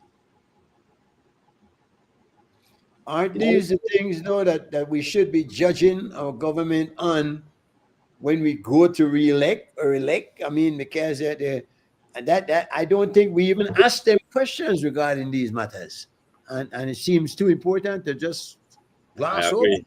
And I think one of the aspects, it was very highlighted in this election in America and in trying to evaluate the results with Trump, etc. The burden of choice. The burden of choice is extremely key in a democracy. And they call it the burden of choice because for you to make the choice, you should be well informed. When you're making a choice, you should be well informed and experienced, and you make the best choice. So when we talk about the choice of voting for a person, it's a burden which comes with a responsibility. And go again that we put a lot of stock in emotions as opposed to the diligent groundwork that's necessary to figure out who is the best candidate. No, so listen, we're out of time, Joe. I'm You're right. sorry that Don Hector Yes, could man. not get on and stay on. You know, because we had a lot of issues where we can Yes, cover man. with him. You have to bring him back again, man. Bring him back. Yeah, man, come and watch some history. I really mean, and I have months to try to get there. You know, he finally say, all right, but apparently the in Kaya where he is, maybe the internet is not as strong, no. Yeah, wasn't he on the show before? No, First time? no, I don't think we ever had You have to get back to Hector, man. When they come on, they tell me so I no come on because I think the two are the two oldest and when they talk too much. But no man, but you know some of the things where I want. But the oh, by the way, I spoke to Captain. I spoke to Captain. They done? I spoke to Captain Sanchez, and he sent in regard. He was in the hospital actually. Captain Sanchez, our next guy we will try to get on, a pioneer in the tourism industry. Unfortunately, he's over 90 years old, about 93 or 94, I think. And he had to be in the hospital last week, but he says he's doing well. He said, no bother kill him again. Because the last time when said that a couple of times when they don't say he did, he gonna kick out one time, and a guy turned lily white. And he said, by a hair, you're dead. So Belizeans have a bad habit of killing people too quickly. Make we clarify it first and make sure that would happen, no? Well, he will have a lot to offer us, though. Oh man, it'd be a joy talking to him. Joe, we got it. Thanks for being on. Thanks for hanging out. Thanks for sharing your wisdom. And we'll see you again next week, same time, same place, right? Sure, my brother. Thanks you too. Right. Good night, people. Enough love. See why if you until you come back on, let me remind people that we're having a barbecue sale at the Charlie Burton Park. I'll be back in town for Easter and for Easter program where the kids are looking forward to that. We'll have a good football game and lots of fun and excitement. So join us, please. Easter Sunday, we're got entertainment too. I believe Kenny G and the new generation. We're trying to get them lined up for that. It'll be a good grand time in the park. Please, folks, join us. We'll see you next week, same time, same place. Over and out. G. Mike gone.